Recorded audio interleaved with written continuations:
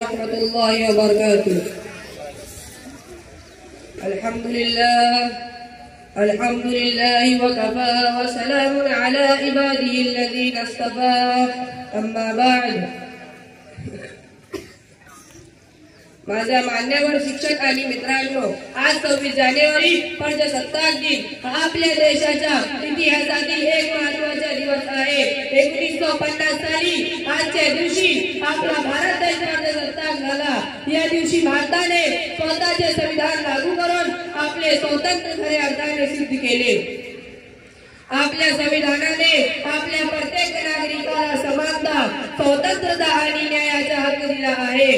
Doctor Babasaheb Ambedkar यांच्या नेतृत्वाखाली संविधानाच्या निर्मितीमध्ये अनेक विचारवंतांचा मोठा वाटा होता। प्रजासत्ताक दिन हा केवळ सण नसून आपल्या अधिकारांचा, कर्तव्यांची आठवण करून देणारा दिवस आहे। आपल्याला देशाच्या विकासासाठी, एकतेसाठी आणि शांतीसाठी कार्यरत राहायचे आहे। चला, आजच्या दिवशी आपण आपल्या देशासाठी योगदान देण्याचा संकल्प करूया।